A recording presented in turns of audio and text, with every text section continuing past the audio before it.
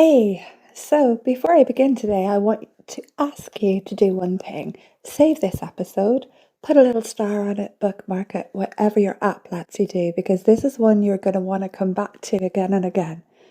Whenever you're stuck, whenever you're tired, when you're about to make a big decision, even when you just need a reminder that you're not crazy, that life actually does run on deeper rules. So, this isn't just another mindset pep talk or some fluffy manifest your dreams episode.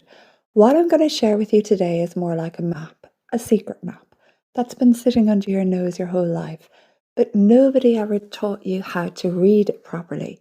And once you see it, you'll start noticing it absolutely everywhere in your relationships, in the world, in your body, in the way that you talk to yourself within your inner dialogue.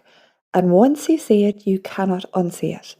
I want you to know that I don't make these episodes just to hear my own voice. I make them because I care about giving you something real, something that changes the way you live your actual day to day life. These are kind of what I call soulful secrets. This is the kind of wisdom that feels like you've stumbled across something hidden in plain sight. The kind of wisdom you wish you'd been taught in school, handed years ago. Here's the thing, everybody has heard the law of attraction. You've seen it in books, memes, TikToks, and yes, it's real, but it's not the whole story. It's one note in a much bigger symphony. And if you play only one note, you miss the music, you miss the whole song. And these are the rules of the mind. These are systems laws that psychology has studied for decades. There are universal and spiritual laws, and there are ancient Hermetic principles that sit underneath them. These are not random, they fit together, they're coherent. You cannot cherry pick one and ignore the rest. And that's why so many people get frustrated. They latch on to one law and try and bend their whole life around it, and it doesn't work because they're ignoring all the others. So today, I want to give you an overview of the whole map. This is essentially some cosmic wisdom. This is your invitation into the deeper rules that are always running your life, and the gift of knowing them is simple. Once you see them, you stop blaming chance and you start playing the real game of life. So let's begin with why you need to know the laws. Why should you even care about all these so-called laws and rules? Well, because they're running your life whether you believe in them or not. Think about it this way. If you get into a car and decide you don't believe in traffic laws, what happens? You still get pulled over, you get ticketed, you might crash if you barrel through a red light, you might kill somebody, not a good idea. The laws don't stop operating just because you decided they're inconvenient, and life works the same way. So these laws, whether they're psychological, spiritual, or systemic, they're like the hidden operating system under the hood of everything that you do. Most people are walking around frustrated because they don't even realize they're breaking invisible rules all the time. They think it's bad luck, or just the way I am, or life is unfair, when in reality they're bumping into a law they've never learned. Here's the empowering bit. Once you see the rules, you can stop fighting yourself. You can stop wasting energy in the wrong direction, and you can stop thinking the universe is punishing you and instead start noticing how it's actually trying to teach you something. So let me make this relatable.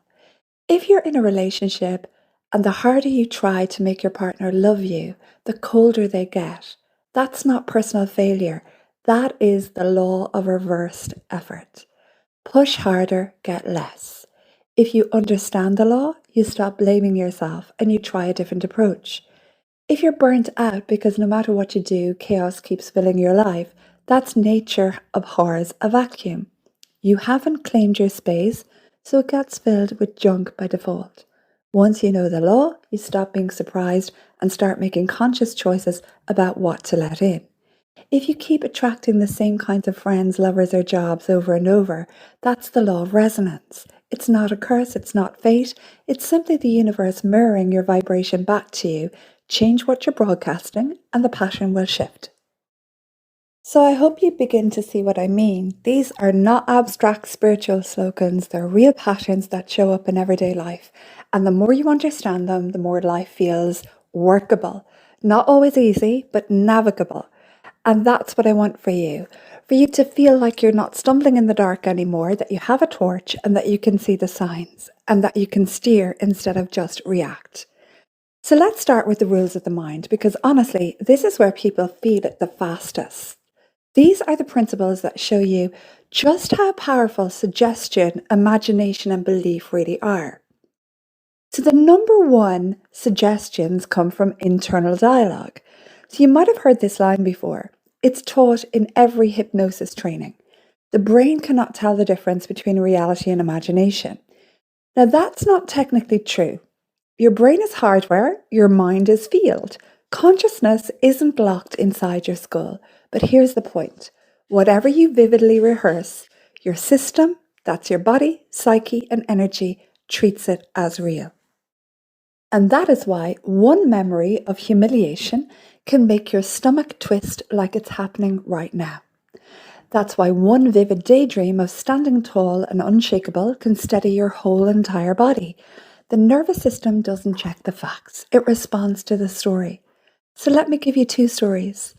The first goes back over 2 decades ago to my first hypnosis training.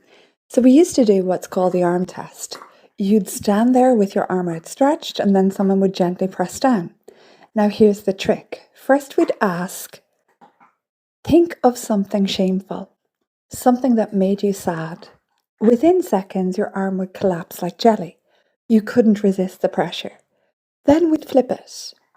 We would ask you to think of something very empowering, a moment that you felt proud, strong, unstoppable. The same arm would be extended out, the same body, but suddenly, no matter how hard someone pushed down, your arm wouldn't budge. You'd be solid as a rock. That's not magic, that's the law of dominant effect. So strong emotions override weaker ones. That's the law of mind-body unity. So what the psyche holds, the body expresses. That's the law of association. Thoughts and emotions link together and imprint. And it's also the rule of expectation. If you expect to crumble, you will. If you expect to stay strong, you do. Now here's another one, and this one is fun. So back in secondary school, that's what we called it in Ireland. So obviously if you're in the States, it's high school. We used to play a game called light as a feather, stiff as a board. Maybe you did too. So one of my friends was very heavy, 15 stone at least, and yet 4 of us lifted him above our heads using only 2 fingers each. How? Expectation and synchrony. So we all pictured him as light. He pictured himself as light. We all chanted, focused, and believed. He pictured himself as stiff as a board, his body distributing weight evenly. The result, our nervous systems all lined up, our efforts synchronized, and for a moment, physics bent in our favor. Again, not magic, just laws at work. Do not try that at home. So then we come to the law of concentrated attention. What you focus on becomes possible, more possible. The law of reversed effect. Try too hard to lift and you fail, but relax into rhythm and it works. The law of belief. You get what you genuinely expect. And here's the thing. You don't need hypnosis training or a schoolyard game to see these laws in your own life. If you lie awake at night trying harder and harder to sleep, you prove the law of reversed effect. Effort backfires. If you dread public speaking and picture disaster over and over, your body collapses, feels weak, and the moment you stand up, you crumble. That's the rule of expectation. If you rehearse strength before a job interview, if you visualize yourself calm and capable, your system takes the rehearsal as real. That's the law of association imprinting confidence. So these laws are at play every single day. And when you learn to work with them, you suddenly stop fighting invisible battles. Instead, you start shaping the story your nervous system is listening to. You write the script. You start noticing, what am I rehearsing right now? Fear or strength? That's why I call these rules soulful secrets. Once you know them, you can't unknow them. You start seeing them absolutely everywhere. So let's have a look at systems and psychology laws. Let's move from the mind into systems, because whether we're talking about families, countries, workplace, or your own body, everything is part of a system. And systems follow laws just as surely as your nervous system does. So one of my favorites is this. We've all heard it. Nature abhors a vacuum. So what does that mean? It means empty spaces don't stay empty. If you don't claim them, something else will. You see this in relationships too. If you won't state your needs, the vacuum fills with resentment, assumptions, or third parties. Silence doesn't stay neutral, it breeds distortion. And you see it in your own body. If you starve yourself of rest, give yourself junk food, junk energy rushes in, caffeine, sugar, endless scrolling. If you don't decide what you want to focus on, your phone will decide for you. That's the law at work. Here's another systems law. What you resist persists. So in psychology, we call this a feedback loop. Think about an argument with your partner. They withdraw, so you chase. The more you chase, the more they withdraw. Both of you are obeying the same loop without meaning to, until someone sees the pattern and interrupts it. The loop will just keep playing itself until the pattern is seen and interrupted. Or think about it in relation to anxiety. You resist the feeling. You keep saying, no, don't panic, don't panic, don't panic. And the resistance itself fuels the panic. The same loop, just internal this time. So Milton Erickson, the father of modern hypnotherapy, had a wonderful way of working with these laws in action. He would often prescribe the symptom as the cure. So if someone came to him saying, I can't sleep, he wouldn't fight the insomnia. Instead, he might tell them, good, go home tonight and stay awake as long as you possibly can. And while you're awake, I want you to scrub every floor in your house. And what would happen would be the resistance loop would break, the law of reversed effort kicks in. By prescribing the very thing the client feared, he short-circuited the struggle and allowed the system to reset itself. And I have met people who have used this logic by learning to tell themselves to have a panic attack after they'd suffered a series of panic attacks. So they would actually try and induce one in order to diffuse one beginning. So then there's homeostasis, the tendency of systems to return to balance. So your body does this with temperature. Families do it too. That's why when one member starts to heal, the others often act out because the system doesn't know what to do with the change. It wants the old balance, even if the old balance was unhealthy. We see this in therapy all the time, especially if somebody's deeply, deeply working on themselves. And eventually it will settle and correct itself. And it's the reason why I often say it only takes one person in a family to do the work to change the entire family. Because when one person changes, the shift focuses the whole system into a domino effect of change. And let's not forget entropy. So left to itself, any system runs down. That's why your house gets messy if you don't clean it, your fitness drops if you don't move, and your relationship dulls if you don't tend it. Things fall apart without renewal. That's not personal failure. Again, it's a law. Then there are these micro laws in psychology itself. So in behaviorism, there is operant conditioning. What gets rewarded gets repeated. What gets punished tends to stop. In cognitive behavioral therapy, there is the recognition that thoughts, feelings, and behaviors are interconnected. If you change one, the others shift. And in Gestalt psychology, there are principles of perception, like similarity and closure, which explain why your mind automatically fills in missing pieces and creates patterns. So all of these are systems laws. They explain why things unfold the way they do, often without anyone consciously choosing them. And here's the empowering part. Once you can spot the system, you can work with it instead of against it. If you know you're in a feedback loop, you can step out and break it. If you know you're dealing with entropy, you stop waiting for motivation and schedule renewal as a part of life. If you know nature abhors a vacuum, you stop leaving empty spaces for chaos to fill, and you claim them instead of your own volition, with rest, with clarity, and with intention. So systems laws show you that nothing happens in isolation. Every choice, every behavior, every silence is part of a larger pattern. And the moment you see the pattern, you start having real power to shift it. So now I'm going to zoom out into the universal laws. These are the ones most people have at least heard of, especially the law of attraction. And here's the catch. Everybody latches onto that one and forgets the rest, and then they wonder why it doesn't work. The truth is, these laws are like a full orchestral symphony. You can't just have one movement or one instrument playing and expect the symphony to sound good and to work. It won't. So attraction is one instrument. The other laws are just as important and they all work together. So let's touch on some of the big ones. The law of divine oneness. It says that everything is interconnected. You're not just an isolated individual, you're part of a living field.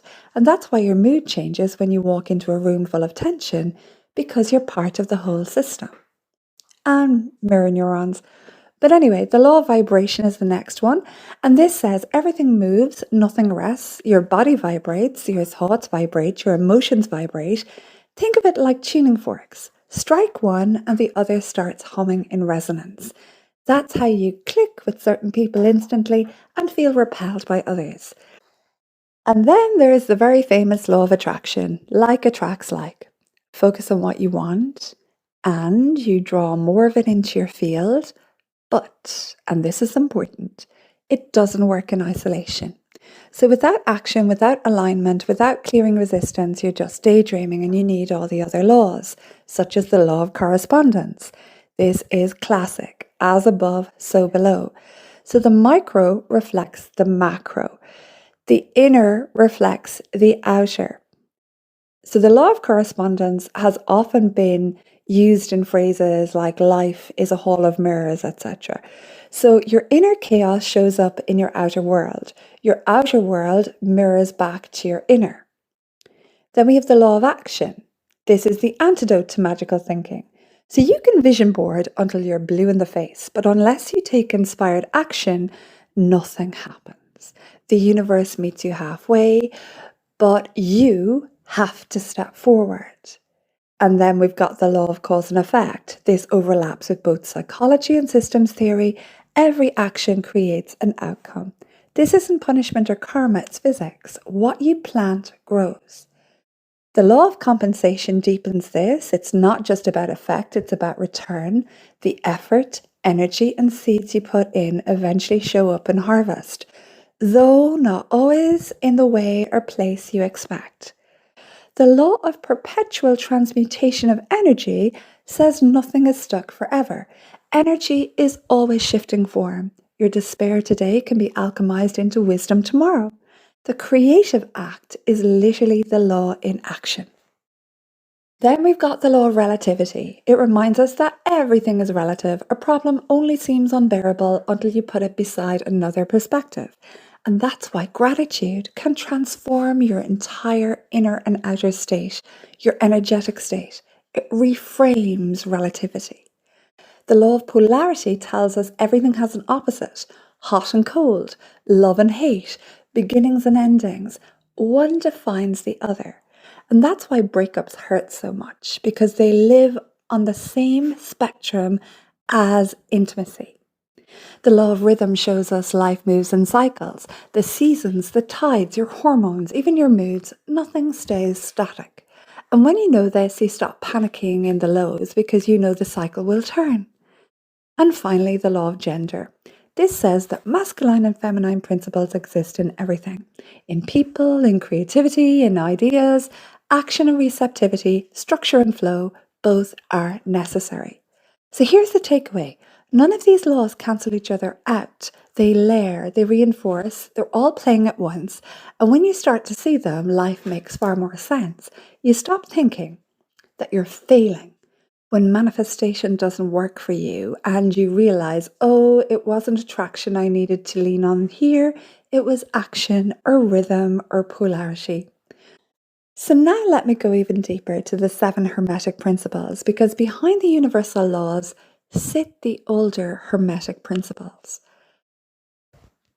So these come from the Kabbalion, an esoteric text that pulled together wisdom from ancient traditions. Think of them as the philosophical roots from which the 12 universal laws later sprouted. So these aren't abstract ideas, they're patterns you can actually see in everyday life, and once you start looking. So, the first Hermetic principle is the principle of mentalism, and this says that the universe itself is mental, the all is mind. What you see around you began first as a thought, a blueprint, a vibration, and consciousness. That doesn't mean you personally manifested everything, but it does mean reality starts in the unseen, in the field of awareness. Then comes the principle of correspondence. You've already met it before, as above, so below, as within, so without. So your inner world and outer world reflect each other like mirrors. That's why when you clean your house, your mind feels lighter, and when your thoughts are messy, your desk mysteriously piles up. The principle of vibration says nothing rests, everything moves. Science has proven this, but Hermeticism said it centuries ago. So when you're in grief, your vibration feels heavy. When you're in love, it feels light. You already know all of this, and you know it in your body. The principle of polarity reminds us that opposites are just extremes of the same thing. Hot and cold are both continuums of temperatures. Love and hate are both passion. Courage and fear are both on a continuum of energy, just directed differently. So once you get this, you stop being whiplashed by life's extremes and start seeing them as different sides of the same coin. And that particular principle of polarity is how psychosynthesis works with the juxtaposition of opposites and conflicting emotions. Assagioli talked about generating the golden mean.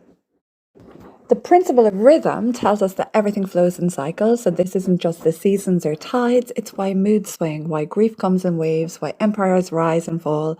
And if you know rhythm is a law, you stop panicking when you're in the low tide, you just trust the cycle to turn. The principle of cause and effect, I mentioned it previously, but this is a Hermetic principle as well. This is the same law you heard earlier. Nothing happens by chance, everything has a cause. But here's it even deeper. It says chance is just a name for laws we don't yet understand. That's a powerful reframe. So life isn't random, it's patterned. And finally, again, the principle of gender. So everything is not about male and female bodies, it's about masculine and feminine energies present in everything. Action and receptivity, logic and intuition, structure and flow, yin yang. A painting needs both. The brushstroke, the masculine, and the canvas that receives it, the feminine. So life itself needs everything. So what I love about the Hermetic principles is that they're simple, but they underpin everything else. And if you can hold these 7 in mind, you'll start seeing the 12 universal laws as just extensions, more detailed explanations of the same thing. And it's worth remembering that these weren't written as dogma, they're simply principles, not commandments. They are ways of understanding the patterns that have always been there. And when you notice the patterns, you stop fighting reality and you begin to flow with it. So, how on earth do all of these interrelate? Here's the part that kind of excites me most. These laws don't live in separate boxes.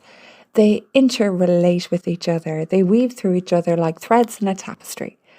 So let me show you what I mean with an example. So imagine someone's going through a breakup. On the level of the rules of the mind, the person keeps replaying painful images, their partner walking out, words that cut deep. Each time they rehearse those images, their body reacts as if it's happening again. Tightness in their chest, sickness in their stomach. So that's the law of association and the rule of expectation at work. The mind believes the story it rehearses. On the level of systems laws, there is the feedback loop. They call, the X might not answer, so they call again. The more they reach, the more silence fills the space. The vacuum of leadership in the relationship gets filled not with love, but with anxiety, and that's nature abhors a vacuum. So, on the level of the universal laws, the law of resonance and the law of vibration show up. When someone sits in despair, they start attracting more despair. They might listen to despairing songs, have despairing conversations, memories, even new connections that mirror their pain. Like attracts like. And if they don't take the law of action seriously, unfortunately, nothing might change for a while. They'll stay in wishful thinking, kind of stuck there for a while, instead of moving forward. And on the level of Hermetic principles, the principle of polarity is obvious. Love and hate live on the same spectrum. So that's why we always say the opposite of love isn't hate, it's indifference. And that's why the passion of love so easily flips into the passion of anger. The principle of rhythm is there too. We have waves of grief, moments of relief, and then another wave. Understanding that rhythm is a law makes the pain more bearable because you know it won't stay this sharp forever. See how it all stacks up? So, one life event, four categories of laws, all operating at once. None of them cancel each other out. They literally layer upon layer. And this is why I want you to hear this. You can't just cherry pick the law of attraction and expect it to carry you through life. You can't say, I'll just think positive thoughts and manifest my soulmate. That's spiritual bypassing. While ignoring the fact that systems entropy will unravel your relationship if you don't maintain it, or the fact that the law of polarity means you will need to navigate both closeness and distance. So when you hold the full map, you start to see that life is coherent, it's not random, it's not out to punish you. It's governed by patterns that are consistent, predictable, and even compassionate if you're willing to notice them, learn them, and work with them. So here's another quick one with health. So, with the rules of the mind, belief shapes the body, placebo heals, nocebo harms. Most people have heard of the placebo effect.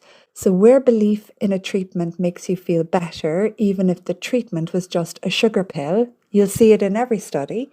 But hardly anyone ever talks about its shadow twin, the nocebo effect. And that's when belief or expectation actually makes you worse. So if you're told a pill has side effects, you're far more likely to experience them, even if the pill was inert. And that means just, sugar or had no effect at all whatsoever. If you believe a diagnosis is a death sentence, your body often follows that script. Nocebo shows us that belief doesn't just heal, it can also harm. And then we've got the systems laws, feedback loops. Too many stress hormones weaken immunity. Weakened immunity fuels more stress. See where that goes? And then we've got the universal laws, cause and effect. So we've got poor sleep, poor diet, poor energy. Then we've got the law of compensation. What you sow shows up later. So under the Hermetic Principles, the principle of rhythm, energy rises and falls. And then we've got the principle of vibration, heavy moods versus light ones. Again, nothing's random, just all these laws interwoven. And once you start seeing the overlap, life stops being such a mystery and the suffering doesn't just vanish, but it does begin to make sense. And when it makes sense, you can work with it instead of against it. So let's look at this along the lines of everyday applications. We'll bring it down to earth because it's one thing to talk about laws and principles, but what really matters is how they show up in your everyday life. So let's go back to love and intimacy. So I've spoken about this previously. So when you notice how in relationships, the harder someone pushes for closeness, the more the other partner sometimes pulls away. So that's the law of reversed effort. So desire is natural, but straining tips it into pressure, and pressure will backfire. Or think about polarity. One partner steps into more masculine energy, doing and structuring, and the other will often swing into more feminine energy, flowing and receiving. If both stay on the same pole, both rigid or both passive, the attraction will fizzle. So understanding polarity stops you from taking it personally and shows you how to rebalance. Career is another big one. The law of attraction might give you the vision, the dream job, the project, the calling. But without the law of action, you're just sitting with a very pretty vision board or a Pinterest board online. Cause and effect will say what you sow is what you reap. Compensation says the effort you put in will return, though not always immediately or from the place that you expect. And entropy says if you stop feeding your skills, they'll decay. These are not punishments, they're predictable outcomes. In parenting, the law of compensation really hits here. What you sow in presence, patience, and attention will show up later in trust, safety, and resilience. And what you neglect will also show itself too, not because you're bad, but because children, like all systems, grow according to what they're watered with. So rhythm comes into kids have seasons, growing spurts, regressions. Knowing rhythm is a law that stops you panicking when they suddenly act younger again or look for their dodie after giving it up. It's just the cycle turning. So here's the point. Once you understand these laws, you stop taking everything to heart. You stop thinking you're failing when in reality you're just colliding with a predictable law. You start asking better questions. What law is at play here? What passion is this showing me? Which principle can I lean into right now?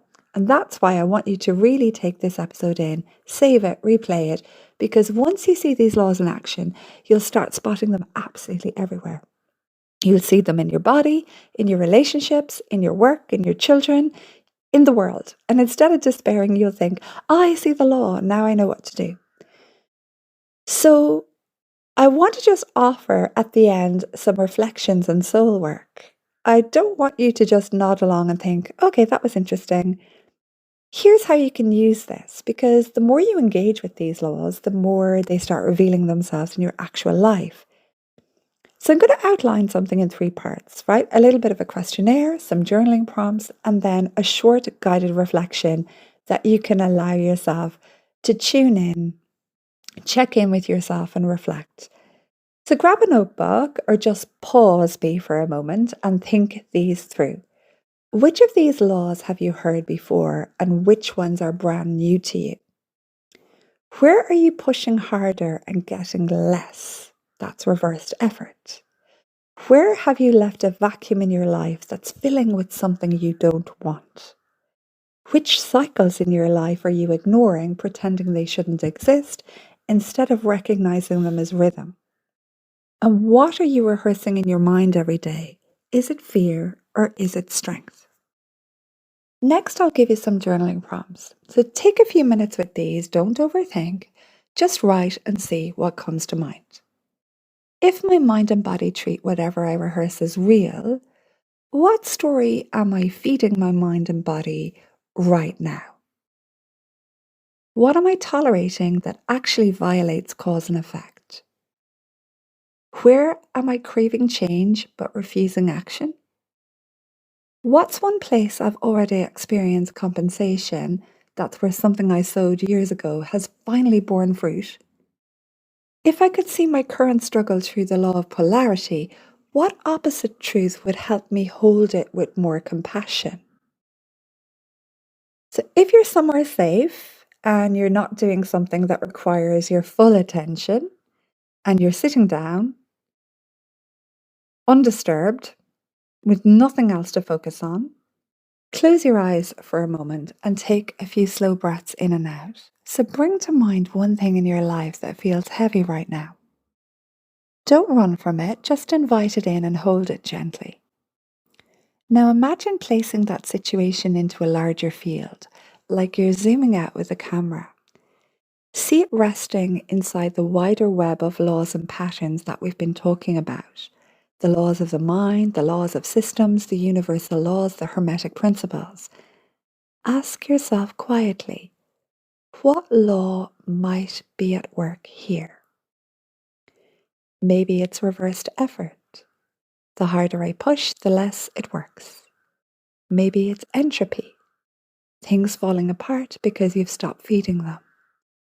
Maybe it's simply rhythm, a season that will turn if you let it. Now ask yourself, if I lined up my thoughts, actions, and energy with how life actually works, what would shift first? Breathe into that. Allow one simple adjustment to float up into consciousness. It might be a thought, a feeling, a picture, an action, or even just the feeling of emotional release.